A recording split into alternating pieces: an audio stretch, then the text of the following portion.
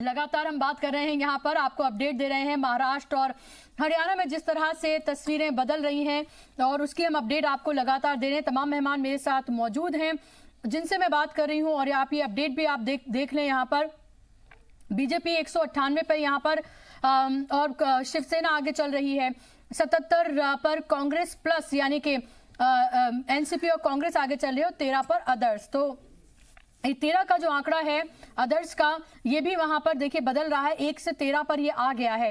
तो चीजें जो हैं वो महाराष्ट्र में भी बदल रही हैं। ये कितनी बदल पाती हैं ये देखने वाली बात होगी, क्योंकि पिछली बार की अगर हम बात करें 2014 की और टोटल अगर हम कांग्रेस और अगर बात करते हैं एनसीपी की, तो टोटल मिला के 83 सीटें आई थी। तो ये 77 जो है अगर, तो ये बहुत ज्यादा ये कहें कि कांग्रेस या फिर एनसीपी के लिए बहुत फायदेमंद है, तो वो तो नजर नहीं आ रहा है। ये लग ही रहा है कि बीजेपी को यहाँ पर ज्यादा फायदा होता हुआ नजर आ रहा है। तमाम मेहमान मेरे साथ मौजूद हैं जिनसे मैं लगातार बात कर रही हूँ। एचके दत्ता जी, महाराष्ट्र की अगर हम बात करते हैं, आपको क्या लग रहा है कि कौन से वो मुद्दे रहे जिस पर वाकई में फिर से लोगों ने एक बार बीजेपी और शिवसेना के अलायंस को ही पसंद किया? ये उनकी कामयाबी आप ज्यादा मानते हैं या फिर अपोजिशन की नाकामयाबी ज्यादा? महाराष्ट्र में जहां बात आती है बुशरा जी, महाराष्ट्र में ऑपोजिशन तो कहीं का है ही नहीं। जिस तरह का उन लोगों का ढांचा जिस हिसाब से बिखर गया है, ऑपोजिशन कहीं ना कहीं पे तितर बितर हो, दिग्गज नेताओं का जिस तरह का 110 हुआ है वो कहीं ना कहीं पे बहुत नुकसानदायक साबित हुआ है विपक्ष के कैंप के लिए। इसके साथ साथ देवेंद्र फडणवीस जी के जो सरकार है, सरकार का पूरा 5 साल का कार्यकाल अगर देखा जाए तो कहीं ना कहीं पे एक अच्छा कार्यकाल रहा है और परफॉर्मेंस चार्ट के हिसाब से अगर देखें तो ठीक ठाक रहा है। हाँ, कुछ विषय जरूर रहा है, कुछ मुद्दे रहा है, पर उसको ऑपोजिशन जिस तरह से भुनाने की आवश्यकता थी उस हिसाब से भुना नहीं पाई और कहीं ना कहीं पे ऑपोजिशन में एक दिग्गज चेहरा भी नहीं है। मेरा मानना है कि अंतिम निर्णय जब शाम तक जब आ जाएगा महाराष्ट्र में, कहीं ना कहीं पे शिवसेना बीजेपी की एक लैंडस्लाइड विक्ट्री होगी महाराष्ट्र पे और कांग्रेस और एनसीपी बहुत पीछे रहेगा। हरियाणा का विषय में एक महत्वपूर्ण बात ये भी कहना बहुत आवश्यक है।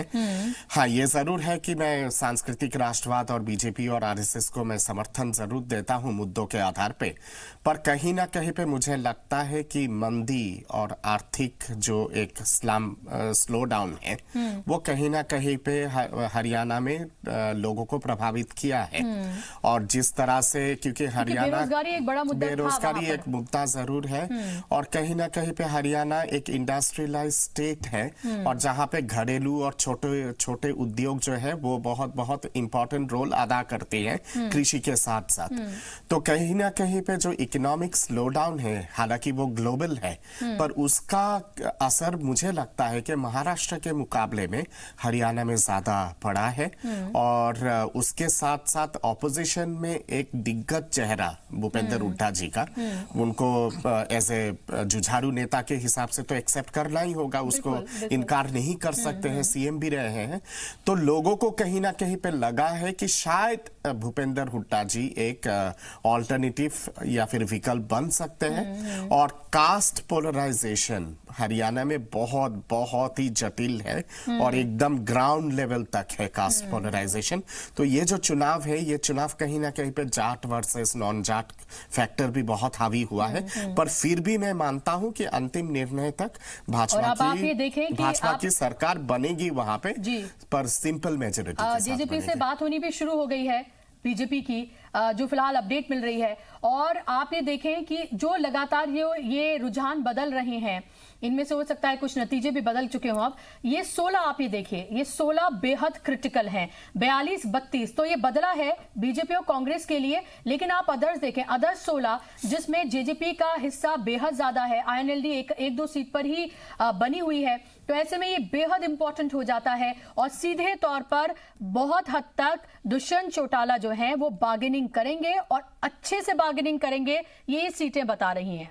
बेशक कहीं ना कहीं पे अगर हंग असेंबली में अंतिम निर्णय अगर हंग असेंबली होती है तो जैसे मैंने शुरू में भी कहा है कि दुष्यंत चौटाला का रोल बहुत इंपॉर्टेंट रहेगा और मुझे लगता है कि उनके एक दो नेताओं को शायद केंद्र में एडजस्ट किया जा सकता है, और उसके साथ साथ उनको अगर डेप्यूटी सीएम का पद अगर दिया जाता है भाजपा के तरफ से, तो वो उनके लिए एक बहुत ही एक अच्छा ऑफर होगा।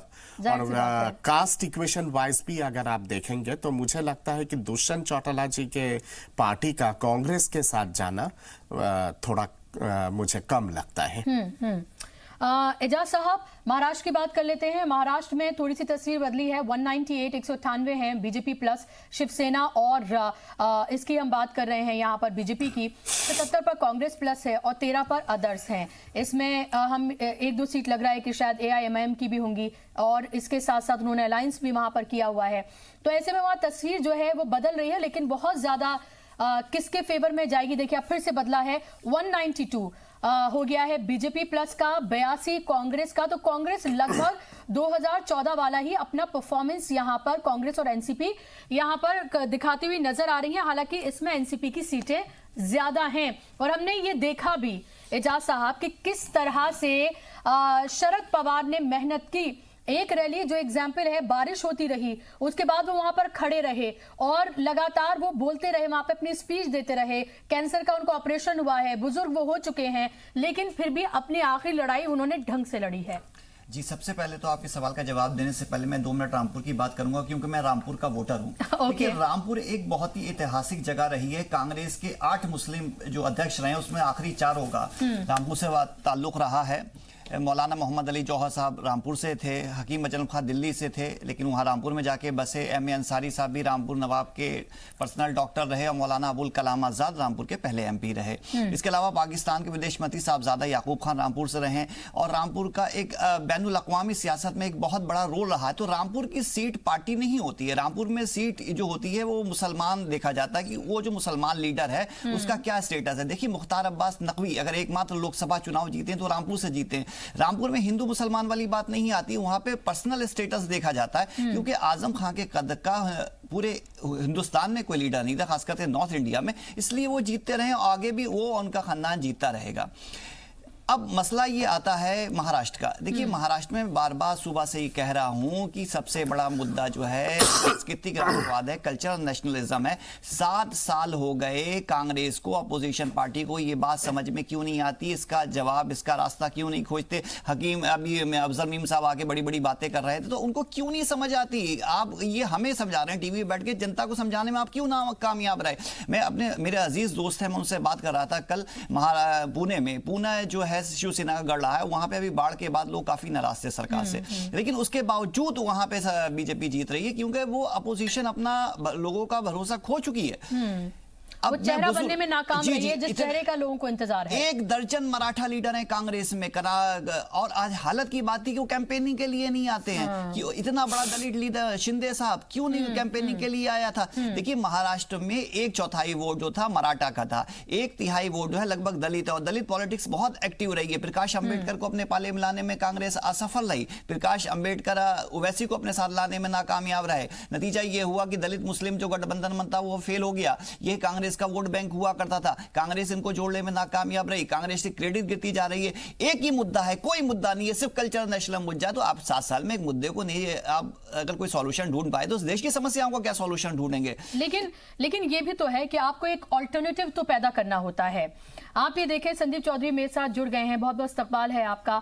संदीप जी, एक ऑल्टरनेटिव तो देना होता है। जो अभी हाल की हुकूमत है वहां पर, जब तक आप ऑल्टरनेटिव नहीं बनेंगे, जब तक आप ये नहीं दिखाएंगे देखिए ये जो कर रहे हैं उनसे इतर अलग हमारे पास ये मौजूद है, इसलिए आप हमारे पास आइए। अगर वो भी राष्ट्रवाद, जाहिर सी बात है बहुत अहम मुद्दा है, वो देश की बात करना सबसे अहम होता है, देश हमारे लिए सबसे ऊपर है, लेकिन उसके साथ साथ आपको घर में आपकी रोटी भी चाहिए, कपड़ा भी चाहिए, आपको जॉब भी चाहिए।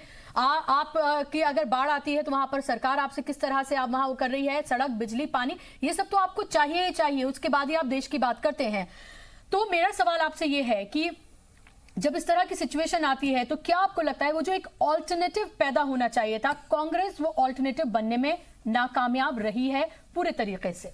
बिल्कुल बुशरा जी, मैं आपकी बात से सहमत हूं। कांग्रेस की जो सबसे बड़ी समस्या रही है वो गांधी परिवार के चारों तरफ घूमती रही। उन्होंने कोई भी अच्छा नेता डेवलप करने की कोशिश नहीं की, कभी किसी के पीछे खड़ा होने की कोशिश नहीं की, खुद लीड करने की कोशिश की है।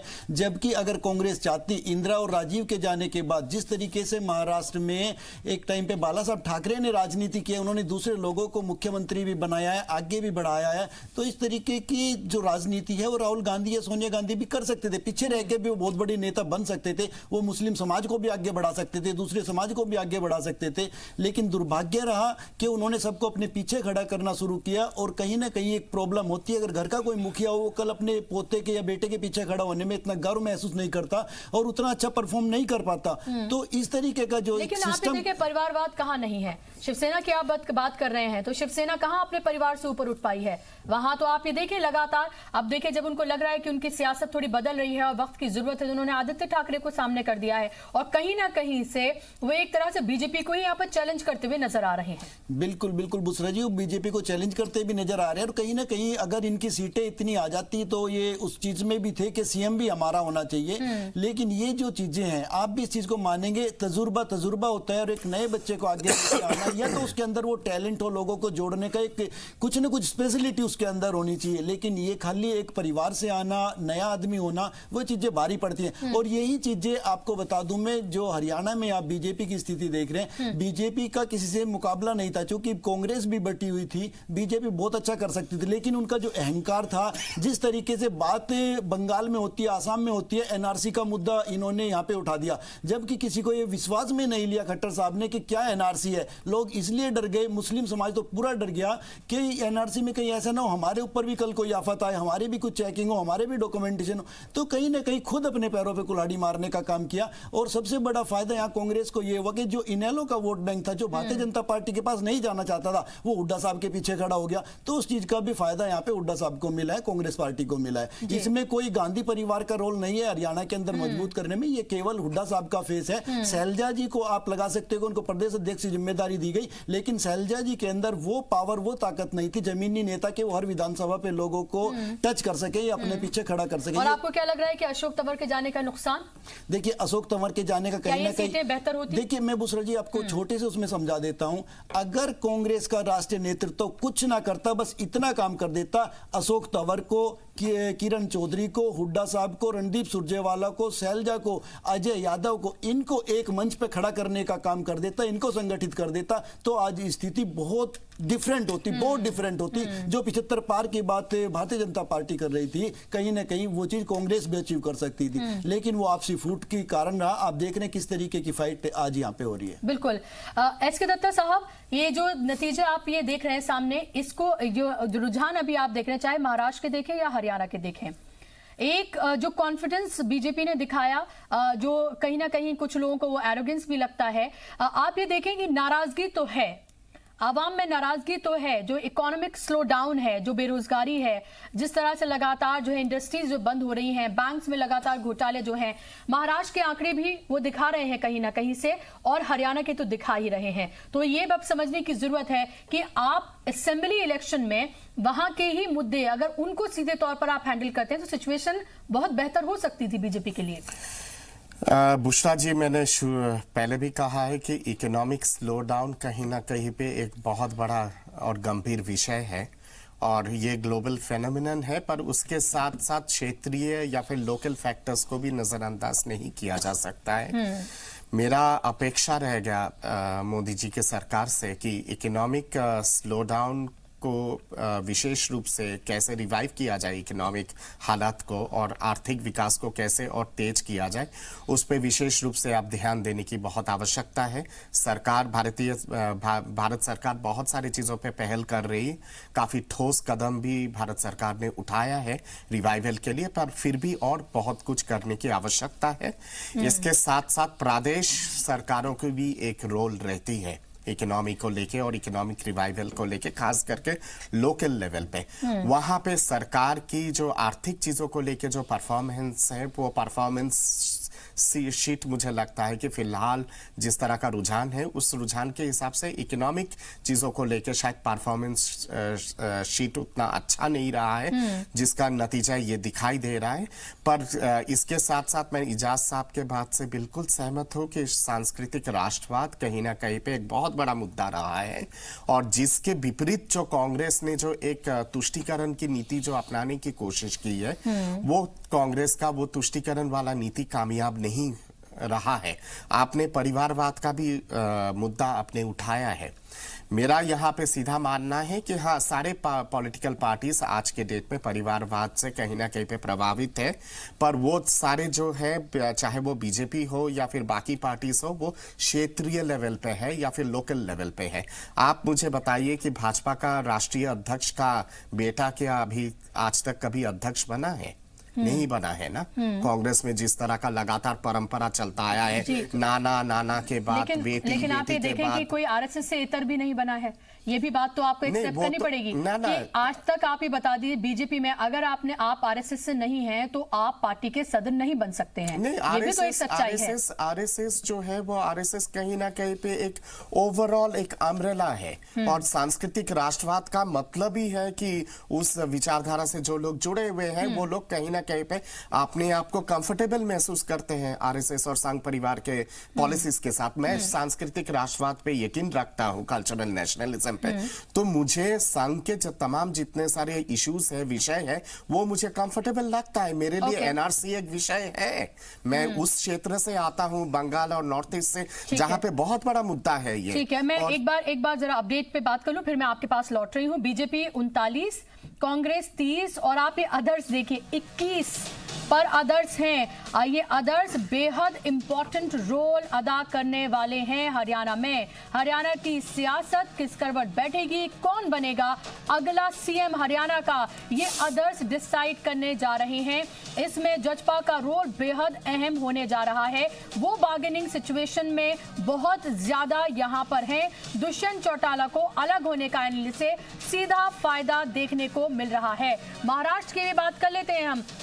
महाराष्ट्र में भी क्योंकि चीजें बदल रही हैं, जो 217 पर बीजेपी प्लस आगे चल रही थी वो अब 186 पर आ गई है, और 86 पर कांग्रेस है, 16 पर अदर्स हैं। तो यहाँ पर देखिए कि अदर्स का वेटेज जो 1 था वो 16 पर आ गया है। यहाँ पर भी अदर्स जो हैं वो अहम रोल में है, लेकिन वो कोई किंग मेकर या कुछ उसमें कोई बदलाव कर दे वैसा कुछ नहीं है।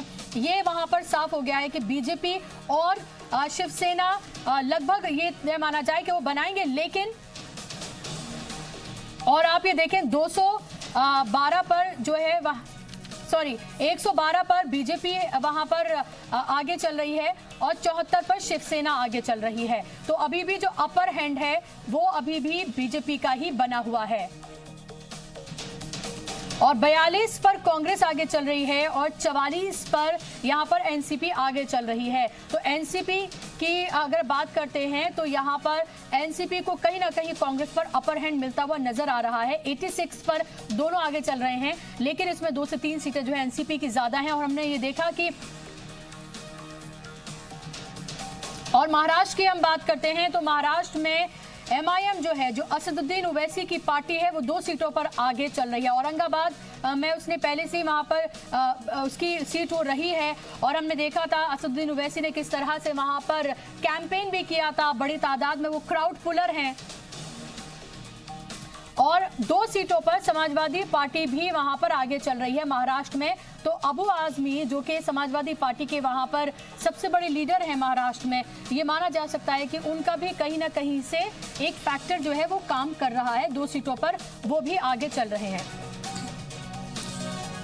और पवन खेड़ा हरियाणा से आप कुछ कह रहे हैं, आपको सीधा वहीं लिए चलते हैं।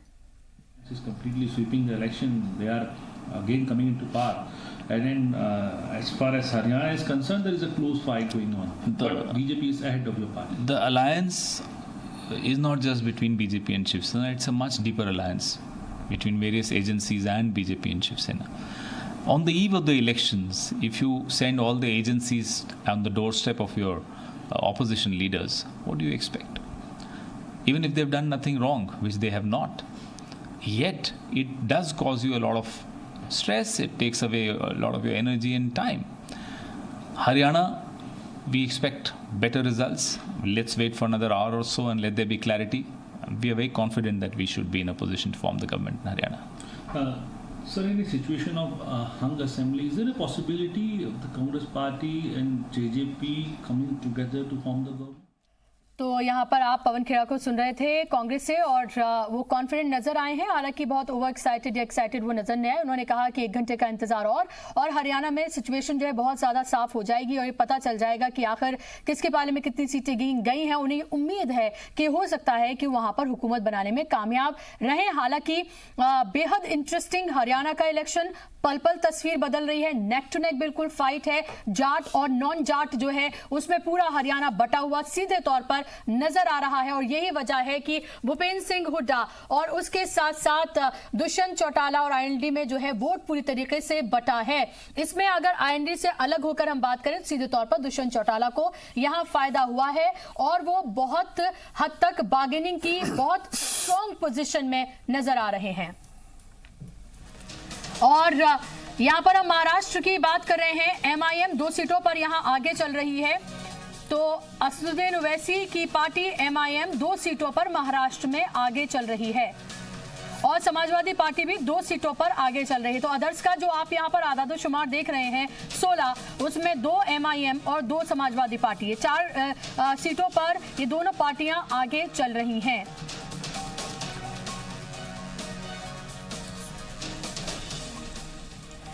और प्रविंदर जी, आपसे मैं जानना चाहूंगी, ये तस्वीर बहुत ज्यादा बदल रही है, आपको ये इंटरेस्ट इसमें आ रहा होगा? हरियाणा के इलेक्शन में लोगों को ज्यादा इंटरेस्ट आ रहा है, क्योंकि बिल्कुल एक तरह से ये उस मैच की तरह है जिसमें आखिरी बॉल में फैसला होता है कि कौन जीता है।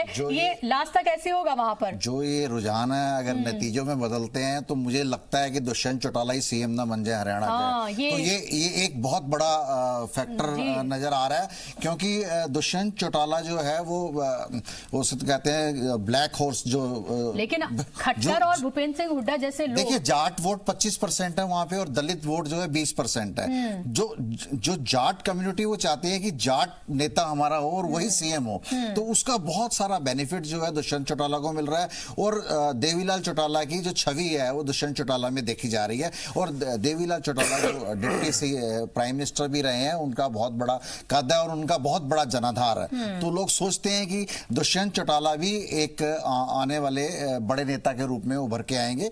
और दूसरी बात ये, जो आप महाराष्ट्र की बात कर रहे थे, वहां पे जो मंदी है एक बहुत बड़ा फैक्टर है। जो पीएमसी बैंक घोटाला हुआ जहां बहुत सारे लोग बर्बाद हो गए, और उसकी सरकार, मैंने कई जगह प्रश्न किया तो उन्होंने कहा ये कॉर्पोरेट बैंक है। उसका भी कॉर्पोरेट बैंक से क्या मतलब है? सरकार को जिम्मेदारी तो तय करनी पड़ेगी ना। अगर आप कॉर्पोरेट बैंक की लायबिलिटी क्रेडिबिलिटी नहीं है तो आप बंद कर दीजिए। लेकिन और आप ये देखें कि उसको कई बार बेस्ट बैंक का अवार्ड मिल चुका है उसको। देखिए उसके बावजूद यहाँ पर ये हाल है। जिन लोगों को, जो वहां पर बेचारे जो मुतासिर हैं, जो विक्टिम्स हैं, वो कह रहे हैं कि हम वोट नहीं देंगे। उनका ये कहना है कि एक बार कम से कम सरकार के नुमाइंदे हमसे आके बात करें और ये आश्वासन दें कि भाई सब ठीक हो जाएगा। देखिए वहां पे देखिए जो वोट प्रतिशत कम भी इसलिए हुआ है, जिन लोगों की नाराजगी है, जिन लोगों के रोजगार बंद हो गए, जो लोग बेरोजगार हैं और उनको आगे विपक्ष में कोई बड़ी पार्टी नजर नहीं आती, तो वो अपने घर बैठ गए, उन्होंने वोटिंग नहीं करी। ये भी एक वोट प्रतिशत कम होने का बहुत बड़ा कर रहे हैं महाराष्ट्र की। और साथ साथ आप ये स्क्रीन भी देखिए कि यहाँ पर किस तरह से चीजें बदल रही हैं। 217 थी बीजेपी, जो 165 पर आ गई है। यानी कि बीजेपी प्लस, और आप कांग्रेस देखें, कांग्रेस प्लस जो है वो 90 पर है। तो चीजें जो है बदल रही हैं, और ये 33 पर अदर्स है। तो ये आंकड़े जो है कहीं ना कहीं से जो अभी हाल की हुकूमत है उसको दिखा रहे हैं कि नाराजगी है। बहुत बड़ा फैक्टर जो है ये जो पीएमसी बैंक घोटाला और अर्थव्यवस्था, जो अर्थव्यवस्था भारत की, देखिए जब एक बहुत बड़ी एस्टेब्लिश पार्टी होती है तो जब उसका ग्राफ है वो एकदम नहीं गिरता। जब लोगों में एक नाराजगी होती है उसका कुछ बिगड़ता नहीं है, लेकिन काफी समय बाद ये पता लगता है कि इसका पार्टी का ग्राफ गिर रहा है। क्योंकि देखिए आर्थिक मंदी जो बाहर के देशों में है, वो इंटरनेशनल आर्थिक मंदी वो अलग रीजन है। जो हिंदुस्तान में आर्थिक मंदी है उसका एक बहुत बड़ा फैक्टर नोटबंदी भी है। बिल्कुल। और ये महाराष्ट्र के एक बार में आदादोशुमार आंकड़े जो है वो नाज़रीन को अपने बता दूं मैं, बीजेपी प्लस 165 पर आगे चल रही है, और इसके साथ साथ हम आपको ये भी बताएं कि कांग्रेस प्लस जो है यानी कि एनसीपी और कांग्रेस 90 पर आगे चल रही है, 33 पर अदर्स। तो आप ये देखें कि हाँ, आप ये देखें कि एक था जब हमने शुरुआत की थी वो 33 पर है अब ये, तो इसका मतलब आप ये देखिए कि नाराजगी तो कहीं ना कहीं से है आवाम की। अगर वो कांग्रेस को नहीं चुन रही तो वो अदर्स की तरफ जा रही है। 33 का आंकड़ा ये बताता है, 33 इज अ बिग नंबर। और अगर ये चीजें बदलती हैं तो महाराष्ट्र में भी बहुत तस्वीर बदल सकती है। 165 है वहां पर, और अकेले दम पर बीजेपी 2014 की बात करते हैं तो 122 सीटें लेकर आई थी और शिवसेना 63 सीटें लेकर आई थी। मेजॉरिटी के लिए 145 सीटें चाहिए। लगे रहा है मोटा मोटा कि बना तो लेगी वहां पर सरकार, लेकिन ये हो सकता है कि चीजें जो हैं वो वहां पर बदले पहले से। और हम आपको बताएं कि दुष्यंत चौटाला की जो पार्टी है जेजेपी, उसकी कल दिल्ली में बैठक है। उन्हें ये पता चल गया है कि उनके हाथ में दरअसल वो चाबी आ गई है जिससे वो बहुत सारे खजानों को खोल सकते हैं। तो अब वो किसके चाबी को एक्सेप्ट करते हैं और कौन सा खजाना वो एक्सेप्ट करते हैं, अब ये उनके ऊपर आ गया है। और आप ये देखें कि किस तरह से चीजें बदलती हैं। यहाँ पर हरियाणा की बात करें तो एग्जिट पोल पूरी तरह से यहाँ पर एकदम उल्टे साबित हुए हैं, और जो दावा किया जा रहा था 75 पार का, वो भी बिल्कुल यहाँ पर एकदम उल्टा ही साबित हुआ है। और अगर कांग्रेस ने पहले से चीजों को भापा होता, चीजें देखी होती, जो गुटों में बटे हैं वो गुटों में ना बटे होते, सब लोगों को एक प्लेटफॉर्म पर, अगर वहाँ के जो बड़े कद्दावर नेता हैं सबको एक साथ लाया होता, जो चेहरे हैं वहाँ के युवा चेहरे, तो ये तस्वीर बहुत बदलती। जो जाट वोट फिर भी दुष्यंत चौटाला की तरफ गया है, वो कहीं ना कहीं से भूपेंद्र सिंह हुड्डा की तरफ आता, क्योंकि भूपेंद्र सिंह हुड्डा एक ऐसा चेहरा जिन्होंने 10 साल वहां पर दिए, लोगों ने उनके काम को जरूर वहां पर पसंद किया। फिर से वापसी की उम्मीद के साथ उनको यहां पर एक बार फिर से लोगों ने यकीन जरूर दिखाया है। सरकार बने या ना बने, ये कहा जा सकता है कि लोगों ने जरूर यकीन दिखाया है। और वहीं हम महाराष्ट्र की बात कर लें, एआईएमएम जो है उसको 2 सीटों पर सबकत हासिल हो रही है, यहाँ पर 2 सीटों पर आगे चल रही है। अभी नतीजे कहीं के नहीं है, ये सब रुझान है, और समाजवादी पार्टी को 2 सीटों पर सबकत हासिल हो रही है। तो ये जो 32 का आंकड़ा आप देख रहे हैं, पल पल चीजें जो हैं बदल रही हैं। हम आपको ये बता दें कि अभी कोई नतीजे नहीं हैं, ये सिर्फ रुझान है। 12 बजे तक तस्वीर साफ होगी, और हो सकता है हरियाणा में ये और थोड़ा वक्त लग जाए, क्योंकि वहां पर बिल्कुल नेक टू नेक फाइट है। वहां पर चंद वोटों के परसेंटेज पर इधर और उधर का फैसला हो जाएगा। लेकिन ये जरूर है कि ये जो हरियाणा की चीजें हैं, ये कहीं ना कहीं से जो आंकड़े हैं वो कहीं ना कहीं से हंग असेंबली की तरफ इशारे जरूर करते हैं, और बहुत स्ट्रॉन्ग इशारे ये कर रहे हैं। कांग्रेस के लिए पोजीशन खराब हो रही है, 27 पर कांग्रेस पहुंच गई है, और कांग्रेस के कहीं ना कहीं से जो नंबर्स बढ़ रहे थे वो अब इधर अदर्स की तरफ, जो कि आईएनएलडी और जजपा है, उसकी तरफ जाते हुए नजर आ रहे हैं।